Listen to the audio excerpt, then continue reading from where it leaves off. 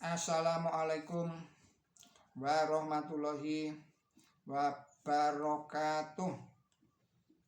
Kita lanjutkan lagi kajian kita yang ini berjudul Hikmah di Balik Krisis, yang disampaikan oleh Insinyur H. Muslih Zainal Asyikin MBA MT. Saudara-saudara para pemirsa Kereweng Aji Channel yang berbahagia, Assalamualaikum warahmatullahi wabarakatuh.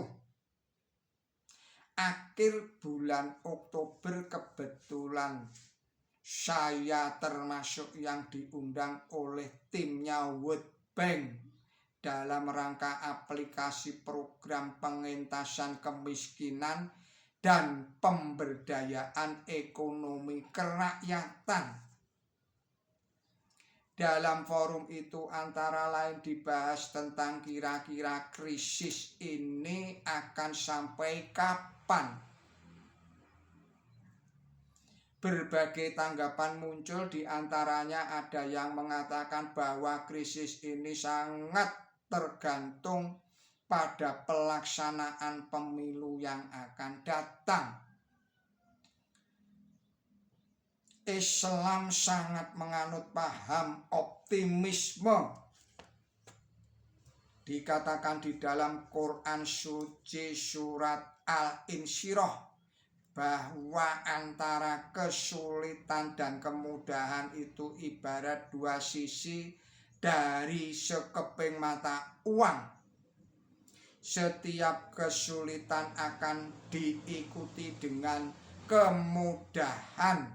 Setiap ada problem, di situ muncul opportunity.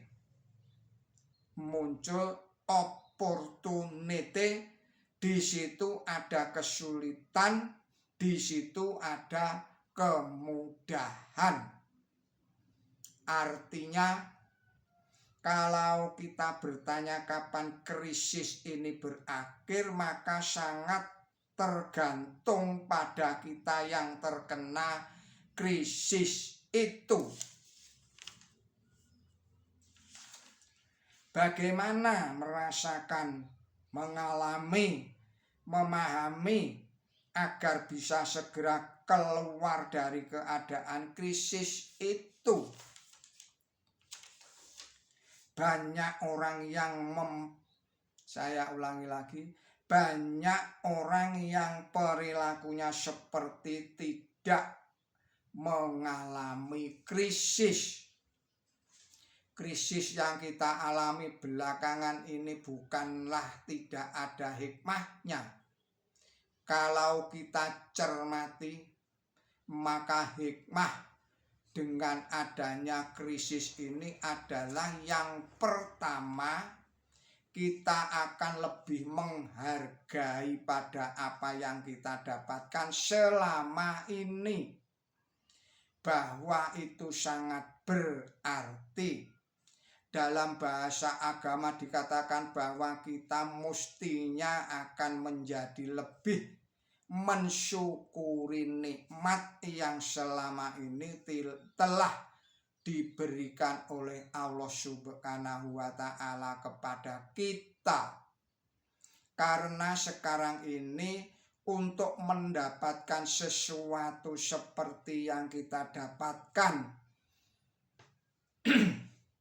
5 atau 10 tahun yang lalu harus melakukan upaya yang lebih berat, lebih panjang, dan lebih sulit.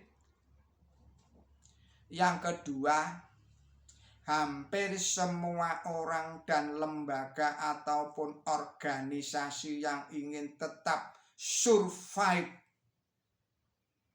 harus melakukan efisiensi sedemikian rupa. Jika tidak sesuai dengan sunatullah, pasti akan hancur. dalam sebuah seminar manajemen terungkap bahwa yang mengakibatkan lembaga atau perusahaan bahkan keluarga tidak bisa melampaui masa krisis itu karena yang pertama perilakunya tidak match, tidak link dengan situasinya. Yang kedua karena tidak bisa menyesuaikan diri, tidak bisa beradaptasi dengan situasi dan kondisinya. Orang selalu berpikir bahwa yang namanya kelebihan itu adalah pendapatan dikurangi pengeluaran.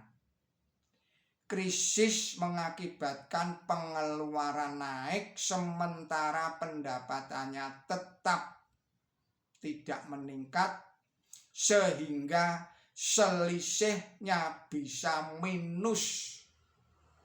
Saudara-saudara para pemirsa Kreweng Aji Channel yang berbahagia, kesimpulannya karena tidak bisa memperbaiki tingkat pengeluaran terutama organisasi-organisasi atau lembaga-lembaga yang mendapatkan keuntungannya tidak melalui kegiatan usaha, maka tidak mampu bertahan atau merasa sangat berat.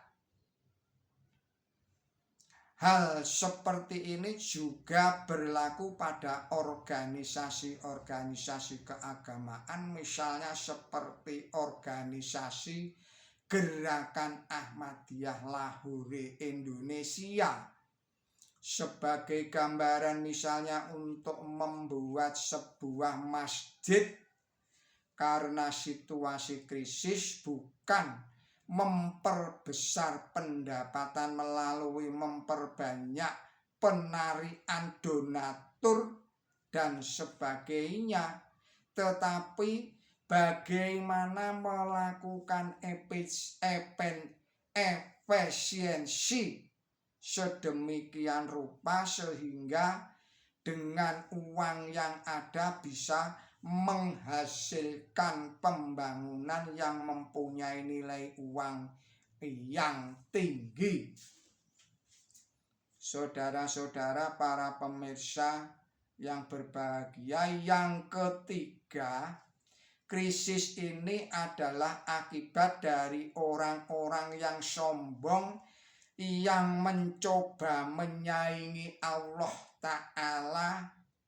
Kelihatannya ambisi orang-orang atau negara yang memiliki power ingin menguasai dunia dalam satu sistem seperti yang diinginkan, sehingga jika ada negara yang modelnya tidak sama dengan Amerika Serikat misalnya diserang, ada negara yang ngomongnya tidak enak sedikit diancam.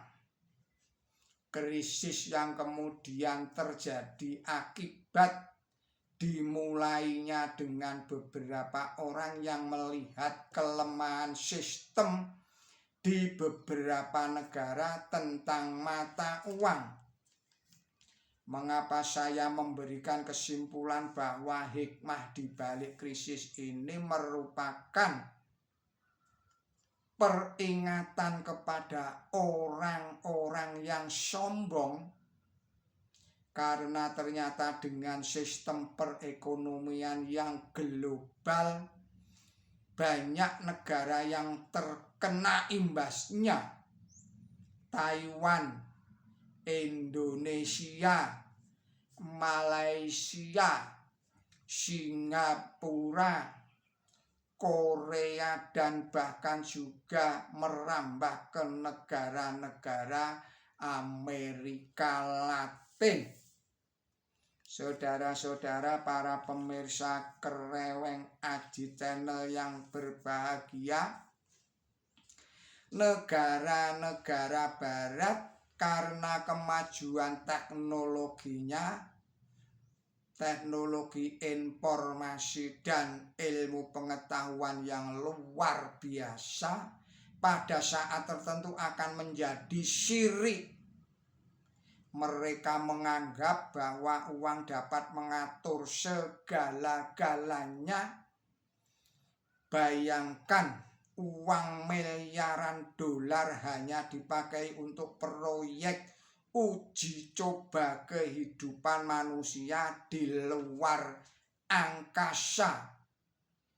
Padahal uang itu salah satu sumbernya diperoleh dari penjualan senjata yang menciptakan peperangan di banyak tempat, terutama di negara-negara dunia ketiga yang pada umumnya mayoritas penduduknya Muslim.